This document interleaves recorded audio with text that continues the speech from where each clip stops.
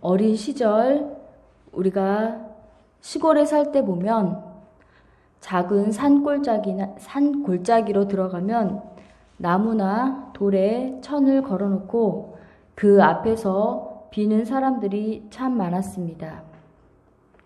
그렇지 않으면 뒷마당에 장독대라든지 이런 데 물을 떠놓고 비는 사람들도 있었습니다. 무엇을 비는 걸까요? 자신이 이루고 싶은 것들, 소원하는 것들을 비는 것일 것입니다.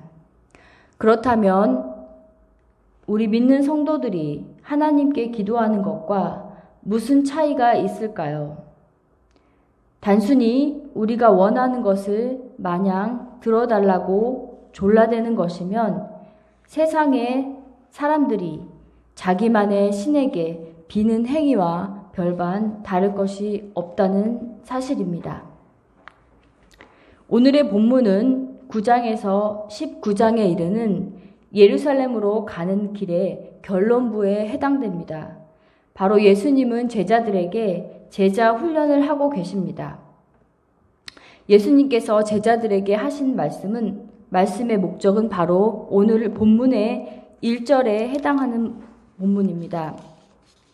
예수께서 그들에게 항상 기도하고 낙심하지 말아야 할 것을 비유로 말씀하셨습니다. 그 이유는 앞을 보면 17장 20절 이후에 제자들은 예수님께 하나님의 나라가 어느 때 임하냐고 질문을 했습니다. 그러나 제자들이 예수님께 그 질문을 한 후 예수님은 그렇게 말씀하셨습니다.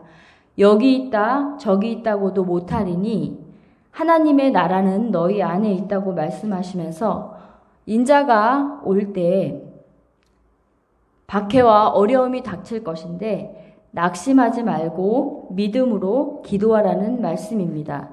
여러분 1절을 보면 항상 기도하고 낙심하지 말아야 한다며 말씀하시는데 어떤 때 우리가 살아가면서 낙심이 들까요?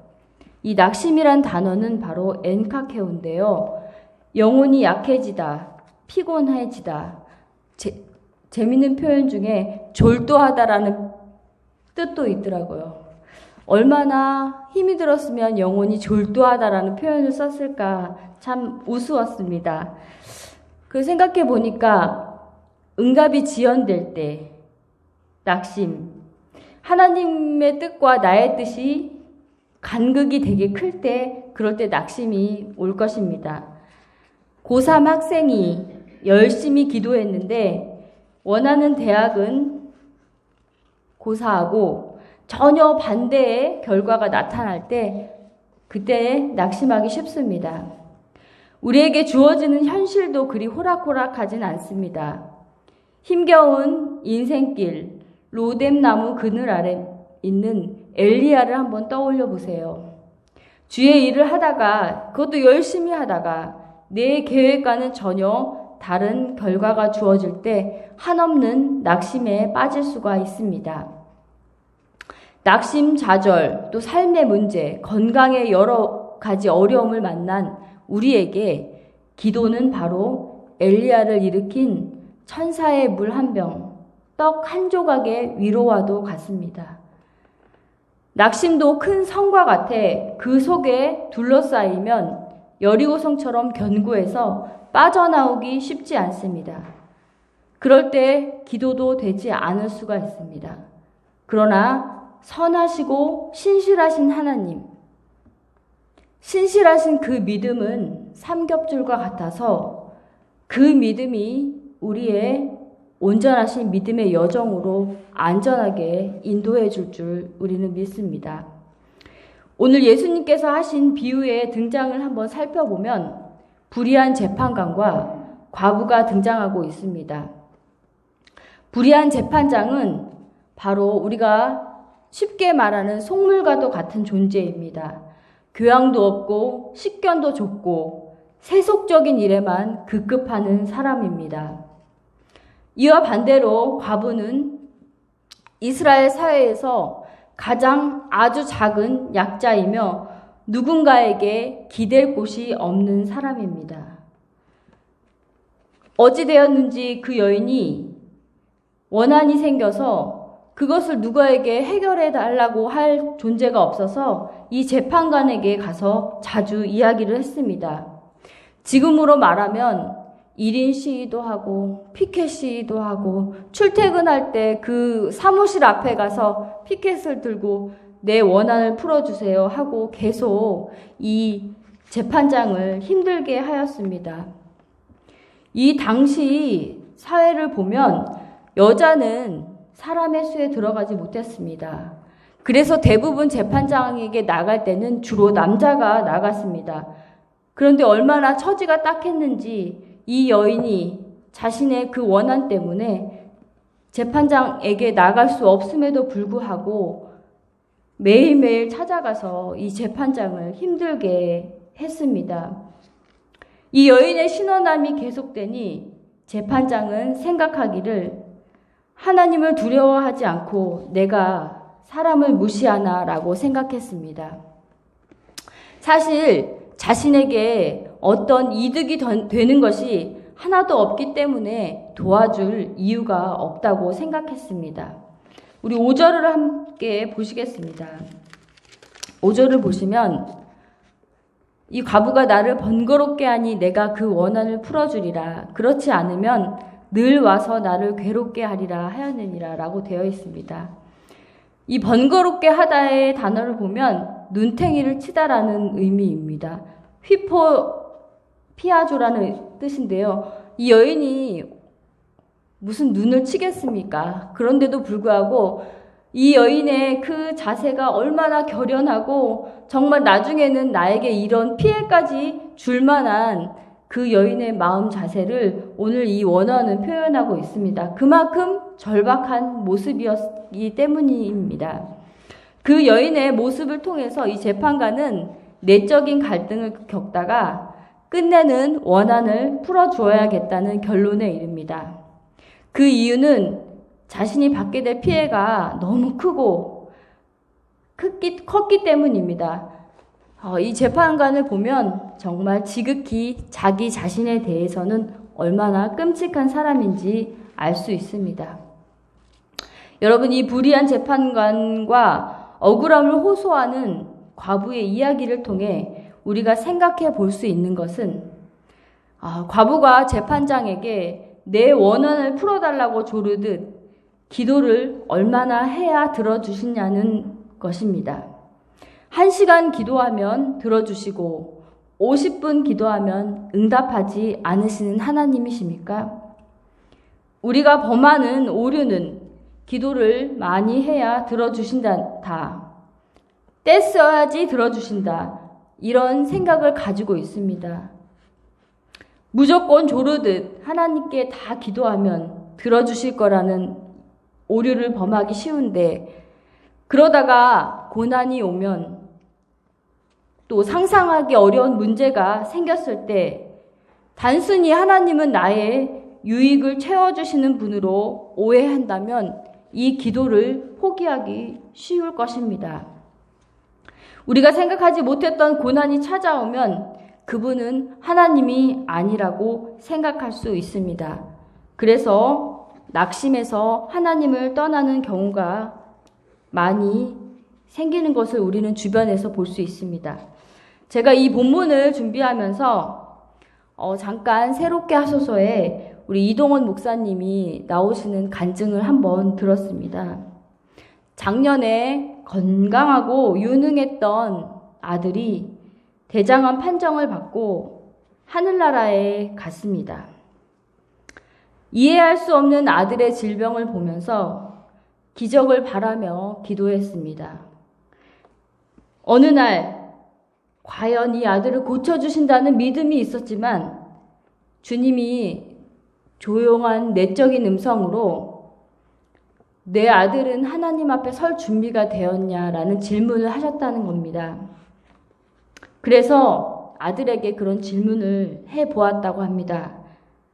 아들아, 하나님이 너를 고쳐주실 거라는 믿음은 이 아빠가 가지고 있지만 너 정말 하나님 앞에 설 준비가 되었니? 라고 물어보았답니다. 그러자 그 아들은 주저하지 않고 자신의 믿음을 아버지에게 말해주었다고, 아버지, 저는 하나님 앞에 설 준비가 되었습니다. 라고 이야기를 했다고 합니다. 그리고 나서 머지않아 이 아들은 하늘나라로 하나님의 부르심을 받아 하늘나라에 갔습니다. 그런데 이동욱 목사님께서 아들의 유고를 들고 회개를 하셨다고 합니다.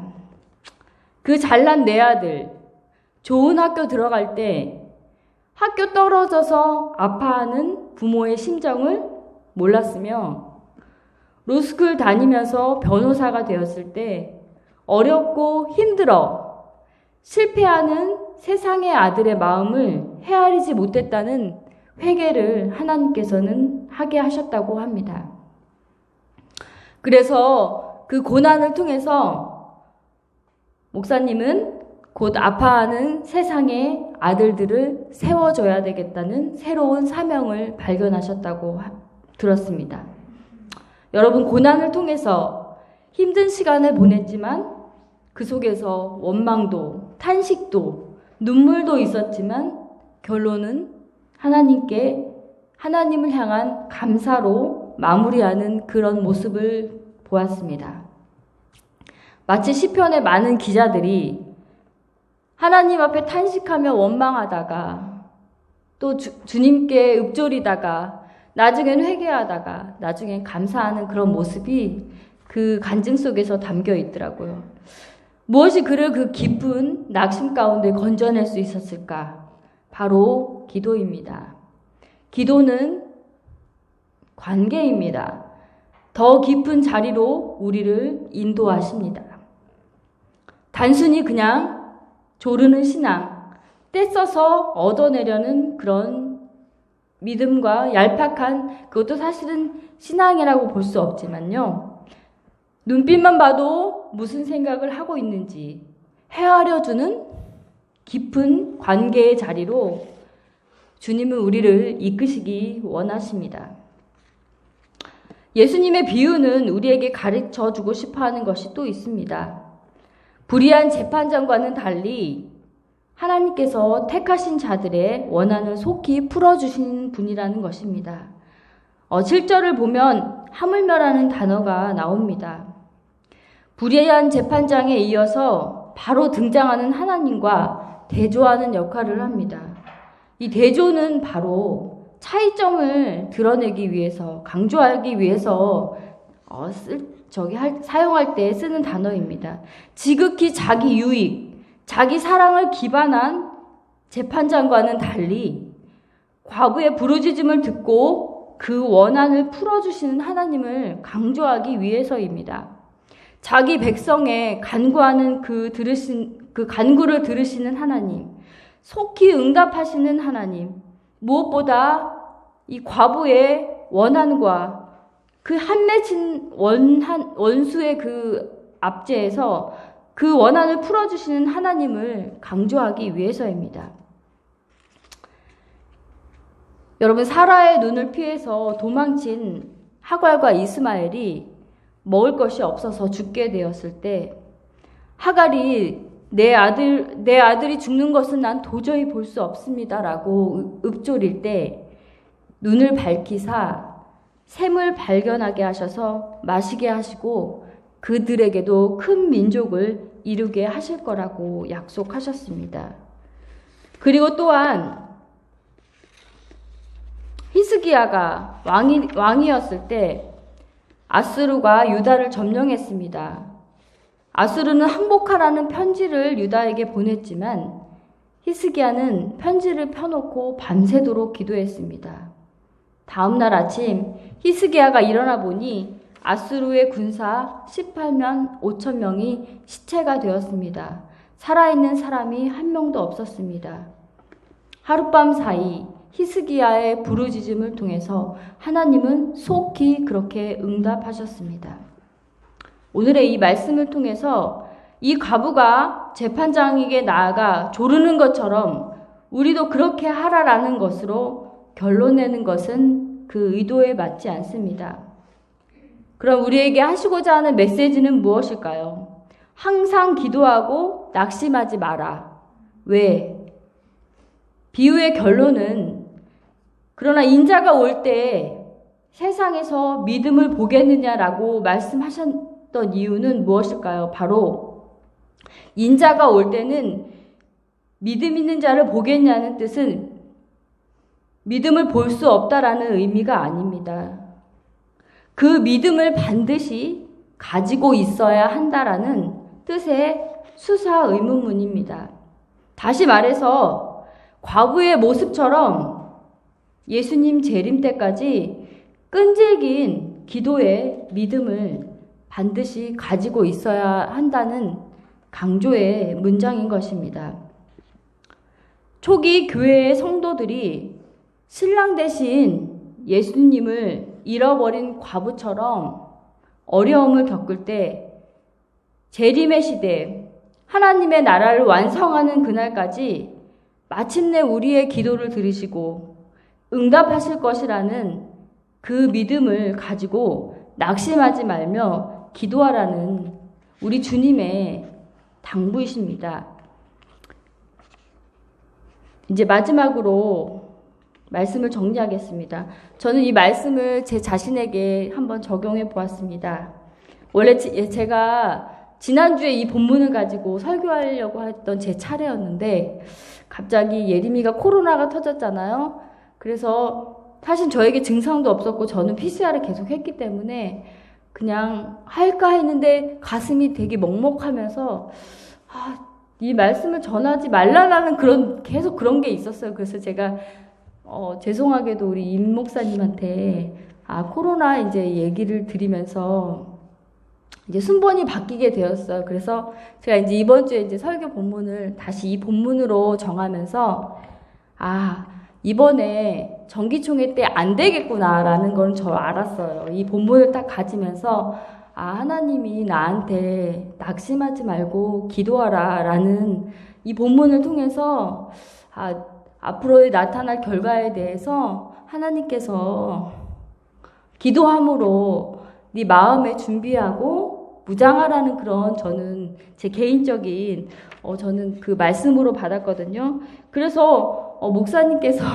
저에게 메시지를 주실 때 저는 이미 다 알고 있었는데 라고 이제 생각하면서 주님이 이런 결과를 주실 것을 알고 믿고 미리 준비하라고 하시는 그런 말씀이어서 제가 이런 어찌 보면 제 개인적인 사역에서는 어려움일 수 있고 고난일 수 있습니다.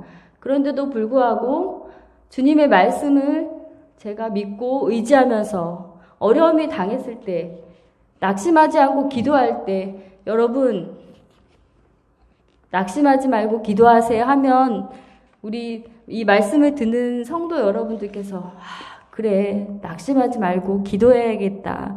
우리 주님이 신실하심을 믿고 우리 오늘의 말씀처럼 기도해야 되겠다라고 생각하실 것이라 저는 믿었기 때문에 그래서 마지막은 저의 이야기로 마무리를 해야 되겠다라는 그런 마음의 감동을 받았습니다.